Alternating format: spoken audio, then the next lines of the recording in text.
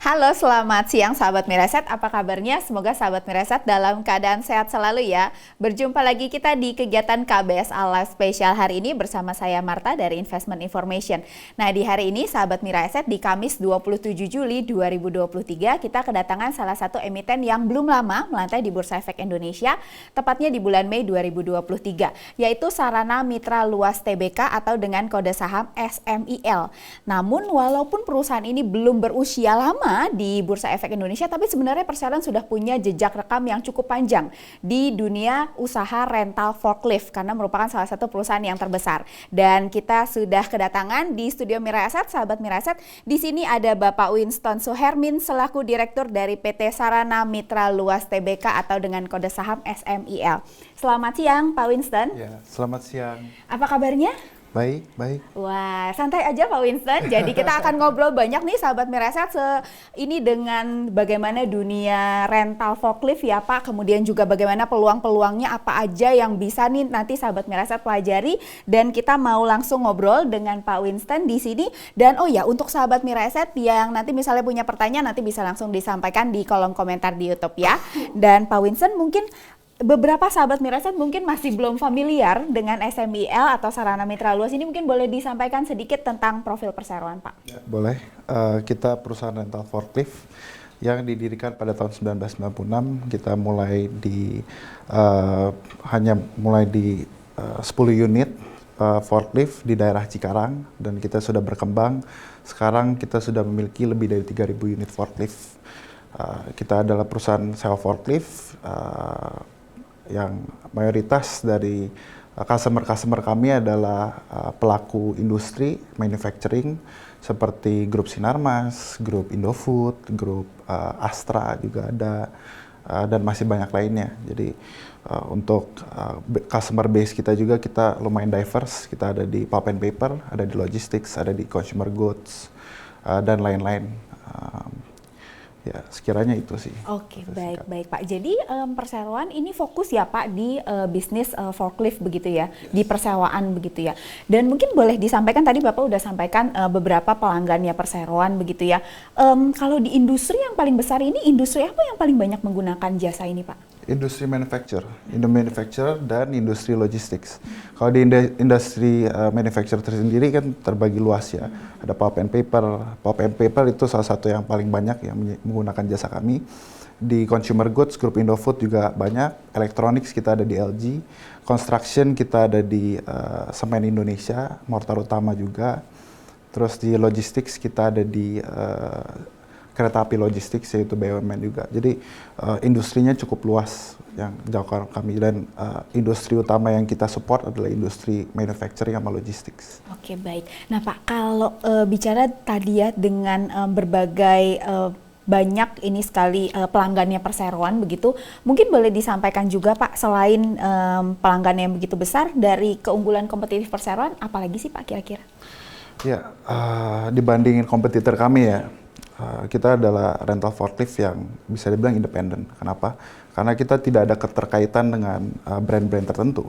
Sedangkan kompetitor kami yang lain adalah seperti dealer Toyota yang membuka rental forklift, atau nggak dealer merek Jungheinrich atau Linda yang membuka rental forklift. Ya, ini of course menjadi keunggulan kompetitif untuk kami juga, karena tiap customer memiliki appetite-nya sendiri ya. Ada customer sukanya pakai brand Toyota, ada yang pakai Jungheinrich, ada yang pakai Linde, dan lain-lainnya.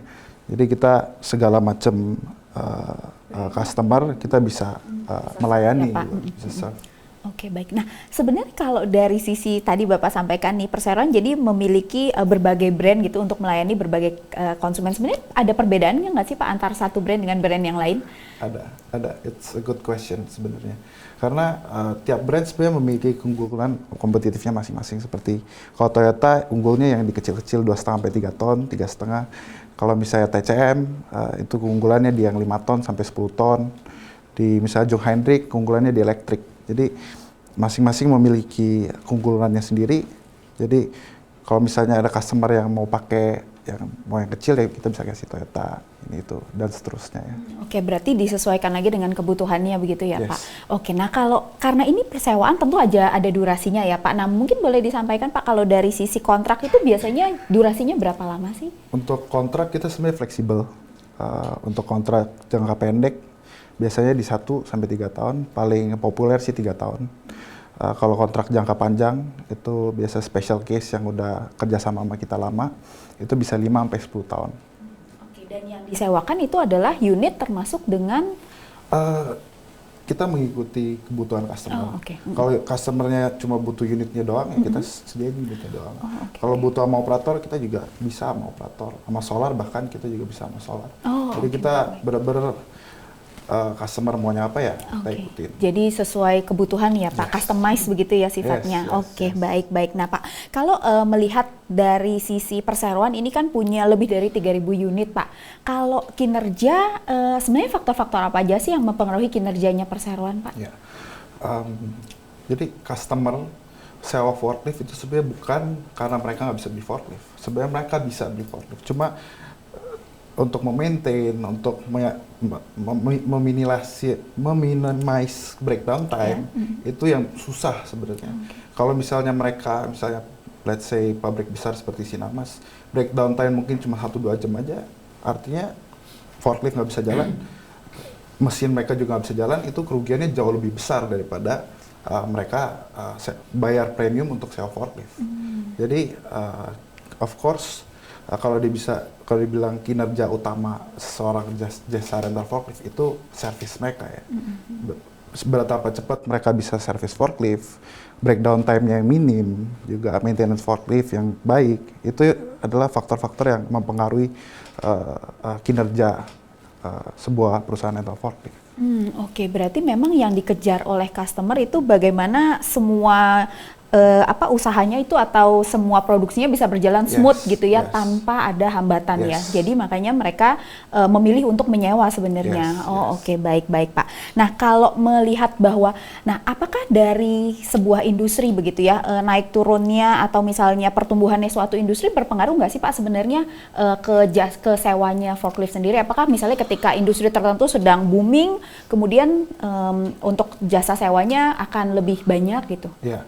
Kita mayoritas dari customer kami kan industri manufacture ya, dan industri manufacture itu sangat-sangat salah satu penyumbang GDP terbesar di Indonesia.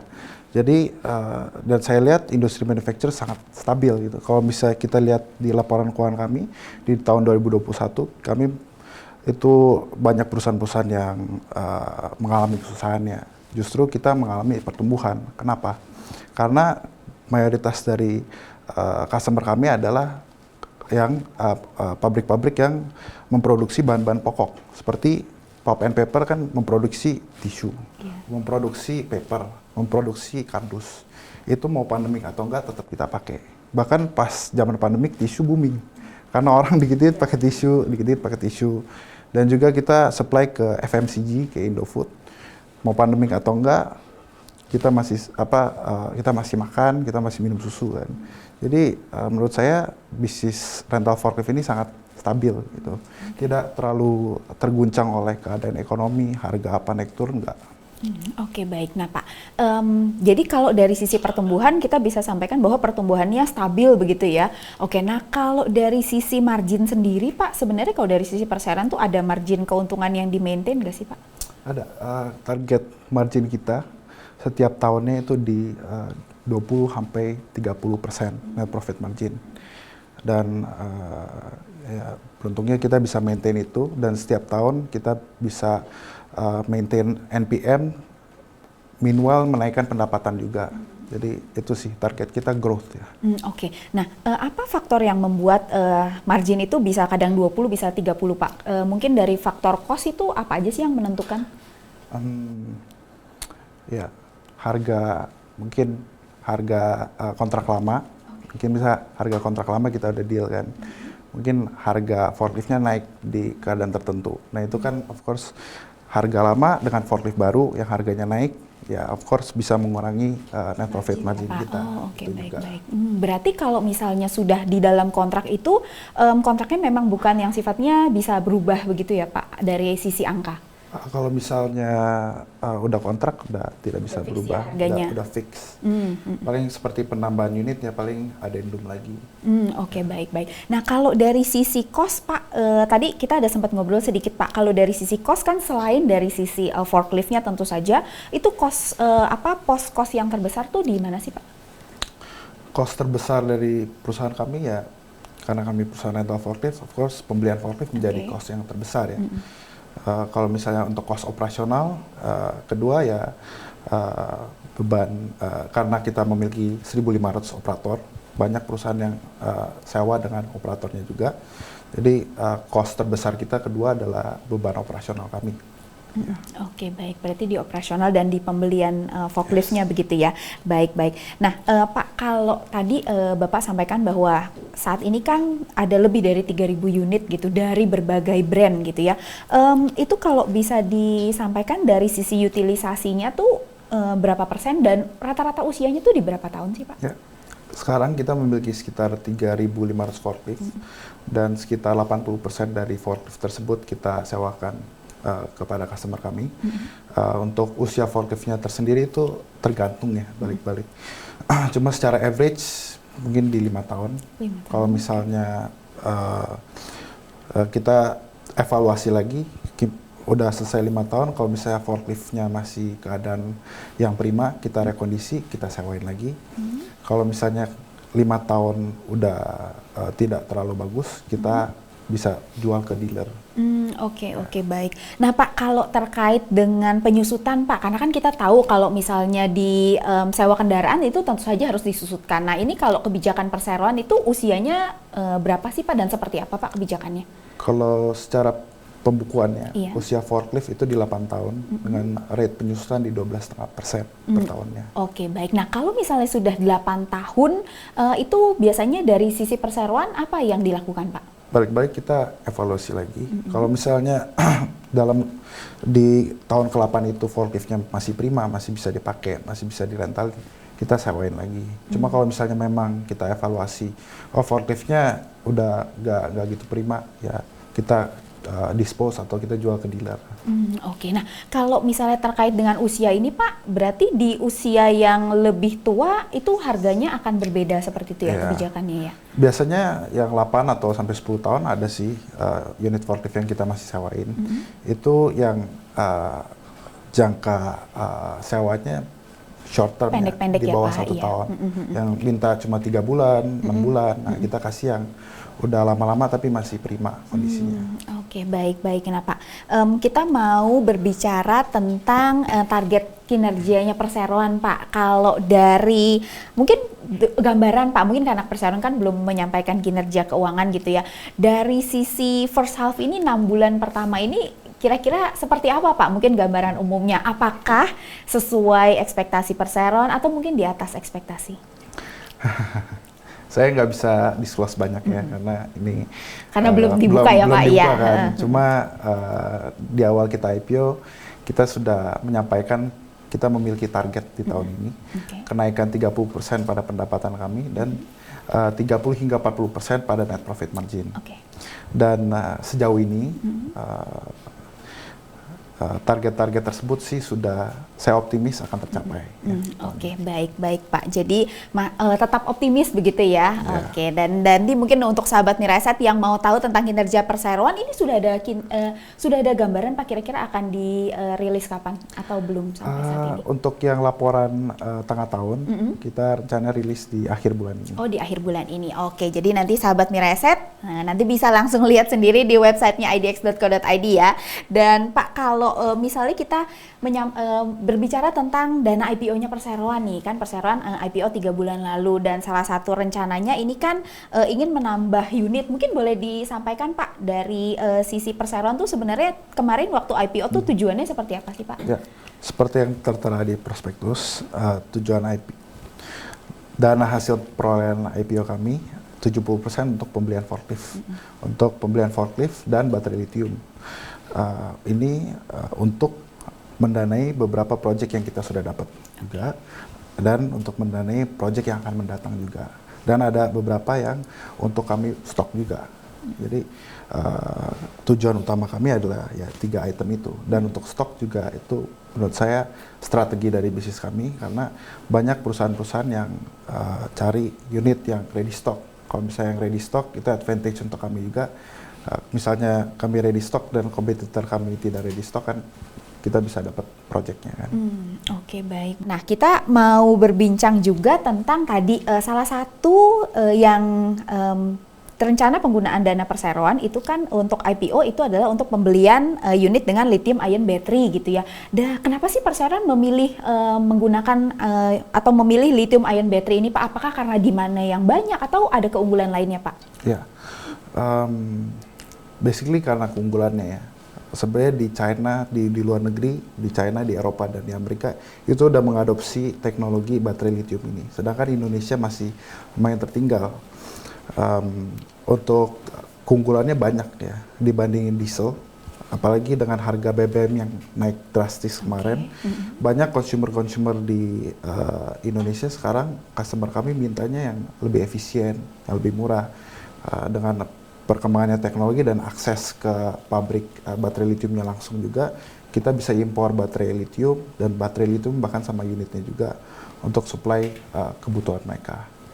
Oke, berarti sebenarnya tujuannya lebih ke arah efisiensi begitu ya? Efisiensi. Oke, baik. Berarti selain dari efisiensi, Pak, apakah misalnya dari customer itu sudah tentu saja kan kalau dengan lithium ion battery ini mungkin akan lebih ramah lingkungan seperti itu ya, Pak? Yes. Ada arah ke sana nggak sih, Pak, sebenarnya? Ada. Jadi orang yang customer yang minta forklift dengan baterai lithium ini ada beberapa tipe ya. Ada yang satu mau hemat, ya pakai lithium bisa. Ada yang satu emang mau go green dan diesel ganti ke elektrik biar lebih terstandar ya. Itu ada juga. Jadi demand di tahun ini khususnya mulai booming untuk pemakaian permintaan baterai forklift lithium ini. Oh, oke. Nah, kalau dari 3.500 unit yang dimiliki oleh perseroan, Pak, mungkin boleh dikasih gambaran, Pak, yang saat ini yang diesel itu berapa banyak, kemudian yang lithium itu berapa banyak? Ya. Untuk yang diesel mungkin di tahun lalu masih 60-40 sama yang listrik. Cuma karena di tahun ini didorong juga dengan pembelian unit dari dana IPO, mungkin sudah 50-50 tahun ini. Dan ke depan perseroan ada rencana apakah yang lithium ion ini akan lebih banyak, Pak, atau seperti apa? Iya, itu udah pasti. Menurut saya ke depannya di dunia perforkliftan at one point pasti akan change ke lithium karena banyak keunggulannya kan, lebih hemat juga, lebih go green juga kan. Jadi ke depan sih arahnya lebih ke situ ya. Kalau dari sisi pembelian unit, harga unit forkliftnya atau misalnya dari maintenance itu ada bedanya, Pak, dengan solar? Apakah lebih mahal atau seperti apa? Ya, justru maintenance forklift lithium lebih rendah karena dia nggak ada mesin kan, nggak ada mesin, hanya hidroliknya aja. Jadi untuk maintenance lebih simpel juga, tinggal ganti oli hidrolik dibandingkan diesel yang lebih ribet, harus ganti oli mesin, oli hidrolik, oli dan macam-macam ya. Jadi untuk sisi maintenance itu juga efisiensi. Kalau unitnya lebih mahal atau lebih murah? Tahun-tahun sebelumnya lebih mahal. Cuma makin kesini sepertinya mungkin karena kompetisi di luar udah banyak yang mulai produksi forklift lithium, jadi harganya udah mulai menurun. Oke, baik. Berarti harganya ke depan diperkirakan juga akan semakin kompetitif ya, Pak, untuk harganya ini. Oke. Dan kalau dari masa penggunaan waktunya itu samakah, Pak, dengan yang solar? Ya, kita baru menggunakan sekitar 3-4 tahun dan so far unitnya masih oke ya. Kalau dari pabriknya sendiri, lifetime dari forklift tersebut bisa sampai 8-10 tahun. Cuma untuk realnya kan belum kita melewati ya. Jadi so far sih 3-4 tahun masih oke. Oke, berarti gambarannya mungkin kalau tadi solar 8 tahun ya mungkin kurang lebih sama, mungkin lebih panjang sedikit gitu ya, Pak. Oke, baik Pak. Nah, Pak, kalau terkait dengan saat ini kan perseroan ini sebenarnya sudah menjangkau banyak customer gitu ya di Pulau Jawa, di Pulau Sumatera, di Pulau Kalimantan. Mungkin ke depan, Pak, rencana perseroan terkait dengan peningkatan coverage area ini seperti apa, Pak? Ya, sebenarnya mayoritas dari customer kami dan populasi forklift di Indonesia itu masih terpusat di Jawa dan di Sumatera, karena pabrik-pabrik besar itu masih di Jawa dan Sumatera. Tapi dengan perkembangannya waktu dan perkembangannya ekonomi Indonesia dan rencana pemerintah juga untuk mulai pindah ke IKN misalnya, atau enggak seperti di kawasan industri Morowali yang dikembangkan untuk penambangan nikel ya. Jadi itu adalah di mata kami itu peluang ya. Kedepannya kita bisa mulai ekspansi ke daerah-daerah tersebut. Oke, baik. Nah, Pak Winston tadi Bapak cerita bahwa tahun ini kan perseroan menargetkan untuk pendapatan tadi tumbuh di 30%, kemudian di net profit itu di 20-30%. Tentu saja perseroan juga punya target ini bagaimana untuk meningkatkan margin lebih baik lagi, salah satunya kan dengan efisiensi. Nah, langkah-langkah apa saja sih yang dilakukan perseroan Pak seputar efisiensi ini? Ya, kita sudah melakukan beberapa program sebenarnya untuk efisiensi ini. Kita sudah melakukan program ini sejak dari tahun lalu. Ya, program ini kita lakukan ya untuk mengefisiensikan, memperkecil cost gitu ya Pak? Ya. Yang kita namakan global sourcing ya. Yang tadinya kita ambil misalnya forklift atau spare part, baterai, ban forklift dari distributor lokal, kita ambil langsung dari pabriknya. Seperti pabrik baterai lithium, kita ambil langsung dari pabrik di China, forklift kita ambil langsung dari pabrik di China, ban forklift kita ambil dari Thailand, dan seterusnya. Itu of course akan memperkecil cost kita ya. Jadi itu salah satu effort yang kita lakukan untuk mengefisiensikan cost kami. Oke, baik Pak. Nah, terkait dengan penerapan teknologi dan inovasi Pak, mungkin sebelumnya saya mau tanya dulu, kalau dari sisi produknya sendiri, forklift ini sebenarnya apakah produk yang memang inovasinya tuh cukup cepat begitu Pak, atau teknologinya tuh sebenarnya terbatas? Sebenarnya secara umum ya, mungkin sejak 2020 mundur 10 tahun, nggak banyak inovasi dalam dunia ini. Cuma entah kenapa sejak baterai lithium keluar, sejak khususnya baterai lithium dari China ya, forklift merek China, mereka mengeluarkan dengan baterai lithium, banyak inovasi-inovasi baru di dunia perforkliftan ini. Jadi, dan kedepannya juga banyak juga forklift yang udah ada, yang self driving juga udah ada. Ya udah banyak dipakai di Jerman, di Eropa, dan di China. Menurut saya 3-5 tahun terakhir itu pertumbuhan inovasi forklift sangat pesat ya, dan itu didorong oleh salah satunya oleh perusahaan di China yang kebetulan kita juga ada kerjasama. Oke, baik Pak. Dan melihat industri ini Pak dalam let's say seperti Bapak sampaikan 3-5 tahun ke depan begitu ya, dari sisi perseroan ini ada target khusus nggak sih Pak secara jangka menengah ini pertumbuhannya seperti apa? Ya. Untuk di tahun ini kita rencana meningkatkan untuk net profit margin net profit margin 30-40% year on year dari tahun lalu, dan untuk pendapatan 30% year on year juga. Itu target yang kita tiap tahun strive to achieve ya. Jadi tiap tahun kita planning to grow this. Oh oke, baik. Berarti di pertumbuhan 30% tadi ya yang ditargetkan perseroan. Kalau dari sisi unit Pak, dari 3.500 unit yang ada saat ini, mungkin gambaran untuk jangka menengah nih apakah ada Pak berapa unit gitu? Untuk secara average pembelian unit kita kan tiap tahunnya sekitar 300-400. Cuma karena demand yang cukup tinggi di tahun ini, pembelian unit kita bisa sampai 500-600 ya. Dan kita berharap ya, kita beli unit kan berdasarkan demand-nya. Di tahun depan saya berharap bisa lebih tinggi lagi. Oke, baik. Berarti dari sisi perseroan itu akan menyesuaikan dengan permintaan yang dari customer ya Pak. Oke, baik. Nah Pak, karena saat ini kan perseroan ini usahanya mayoritas di rental forklift. Kedepan ada rencana untuk melakukan diversifikasi Pak? Ya. Ini saya udah banyak ditanyakan juga kan. Ya, untuk diversifikasi kita ada 2, diversifikasi produk yang kita tawarkan sama diversifikasi bisnisnya sendiri. Untuk diversifikasi produk yang kita tawarkan, tadi kita hanya menawarkan forklift dan alat material handling lainnya, kita sudah memulai menawarkan heavy equipment lainnya seperti loader, seperti crane, seperti dump truck dan lain-lainnya. Itu kita sudah mulai, dan saya expect ya kedepannya kita bisa lebih diverse lagi. Cuma secara short term kita bakal masuk ke situ.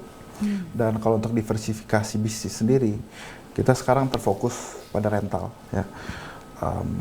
Kita sudah ambil forklift langsung dari pabrik, bahan dari pabrik, baterai dari pabrik dan lain seterusnya. Tapi kita selama ini cuma menggunakan produk-produk tersebut untuk kebutuhan sendiri. Jadi saya lihat ini sebenarnya peluang kami untuk jual. Karena kenapa kita ambil di situ? Karena memang produknya bagus dan harganya kompetitif. Jadi saya ngeliat kalau harga bagus dan kompetitif itu peluang untuk kami bukan hanya pakai tapi jual juga. Oke, baik. Berarti ada peluang untuk trading juga ya Pak ke sana ya. Nah kalau dari yang tadi Pak menarik yang Bapak sampaikan bahwa perseroan ini sudah mulai untuk mendivers produknya begitu ya. Ada target tertentu Pak untuk diversifikasi yang terkait dengan produk yang berbeda ini Pak? Kalau target tertentu sih belum ada.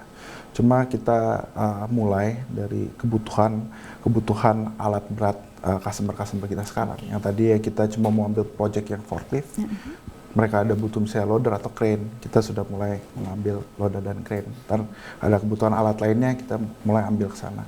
Jadi menurut saya itu ya start small. Let's see where it goes. Oke, baik Pak. Dan kita mau bicara tentang tantangan di industri ini ya Pak. Mungkin sebelum tantangan, mungkin kita ngomong peluangnya dulu Pak.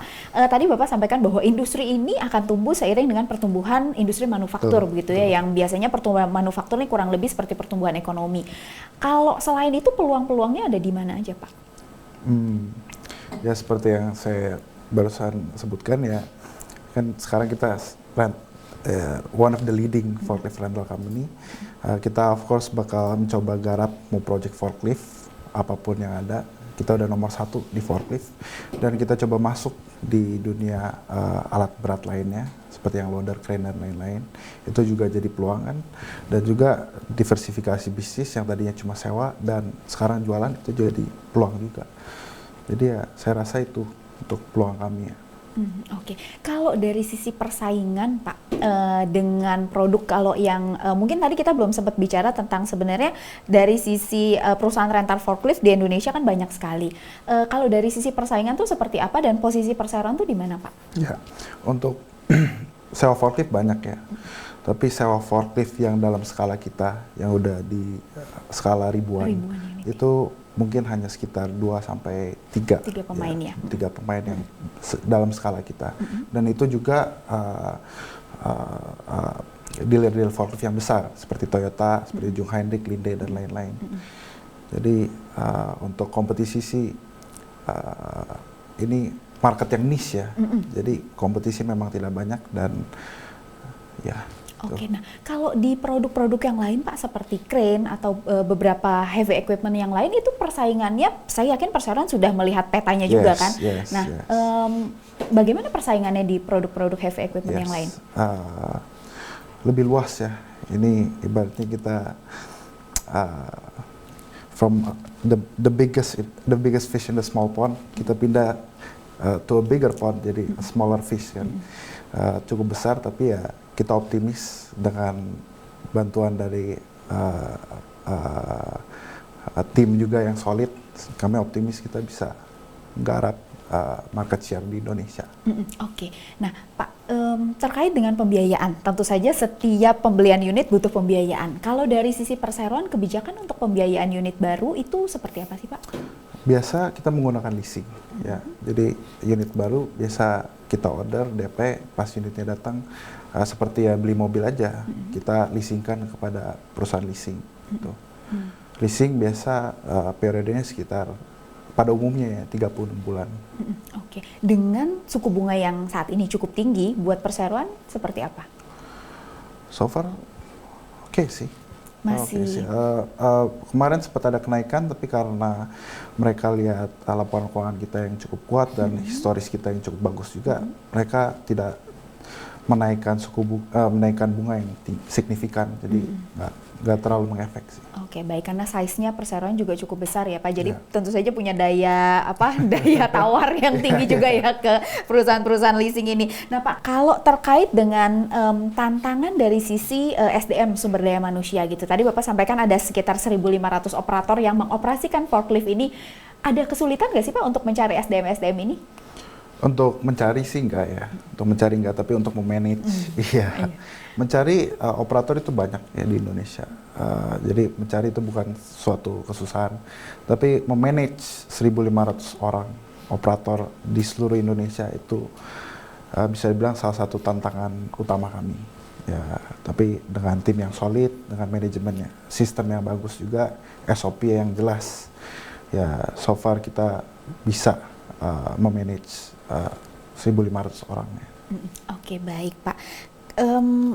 Kalau misalnya kita berbicara tentang posisi perseroan sebagai the biggest one ya untuk rental forklift ini, menurut perseroan kunci sukses untuk bisa memaintain posisi nomor 1 itu apa Pak?